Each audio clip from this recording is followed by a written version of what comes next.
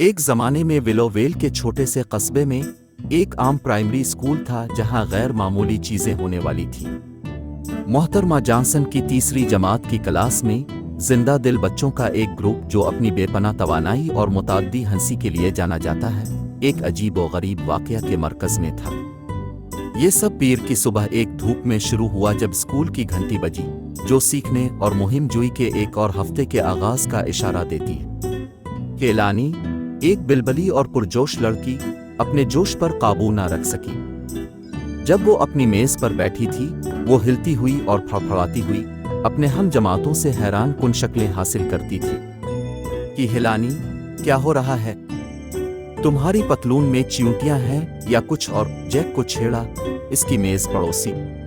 वो बहुत कम जानते थे, कहलानी की चियूटियां सिर्फ एक चंचल इजहार नहीं थी। तालिब इल्मों से नवाकिफ प्रोफेसर जालिस नमी, एक शरारती जादूगर ने एक रात पहले गलती से स्कूल के करीब जादुई चूंटी की धूल की शीशी फेंक दी थी। जादुई धूल का एक अजीब एहसास था, जो भी ये से रब्ता में आया वो एक मिनट से ज्यादा खामोश नहीं बैठ सकता था।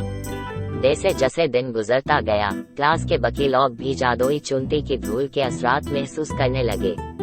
कभी पुरसुकून और तवज्जो मरकूज करने वाले तलबा अब अपने पाँव को थपथपा रहे थे, अपनी चेयर्स पर बैठ रहे थे और बहुत हंसी मजाक कर रहे थे। मैडम जॉनसन ने डिसिप्लिन बरकरार रखने के लिए कोशिश की, क्योंकि उनका एक बार अच्छा बर्ताव करने वाले स्टूडेंट्स भी चीनी थे। चूंटी के हमले के न्यूज़ तेजी से पूरा स्कूल में फैल गए और जल्द ही पूरा स्कूल आवाजों से गूंज उठा। आमतौर पर खामोश लाइब्रेरी एआई के डांस पार्टी बन गई, कैफेटेरिया गेम जोन में तब्दील हो गया और क्लासेस क्यूएच काहों और बेचैन आवाजों से गूंज उठाई। स्कूल के प्रिंसिपल मिस्टर होजन इस अफरा-तफरी को देखकर टेंशन में गए। ये इसने गैर मामूली सूरत हाल से निपटने के लिए जिम्नाजिम में हंगामी असेंबली बुलाई। जैसा हाई स्टूडेंट्स जिम में जमा हो रहे थे, कहलानी अपनी जगह पर बेचैन हो रहे थे। मिस्टर होगन ने सीधा चेहरा रखने की कोशिश करते हुए ऐलान किया, ऐसा लगता है कि हमारी पेंस में चोटियों का ग्रुप है। हम आइस की तह तक पहुंचेंगे और इस मसले का हल निकालेंगे।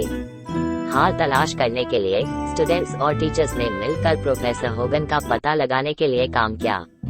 एक अक्लमंद बूढ़े चौकीदार की मदद से, जो एक शौकिया जादूगर था, उन्होंने जादुई चूंटी की धूल के असरात का मुकाबला करने के लिए एक तरकीब तैयार की। वो इस मसले को कम करने और तमाम बच्चों और लोगों को महफूज बनाने के लिए कुछ पाउडर लगाने लगे। ये पाउडर बहुत ताकतवर था और इसकी वजह से उनका मसाला अब खत्म हो चुका था।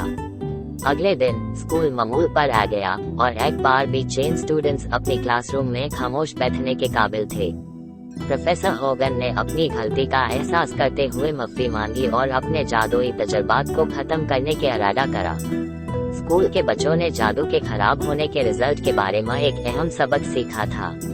इसके बाद उन सब की लाइफ नॉर्मल हो गई।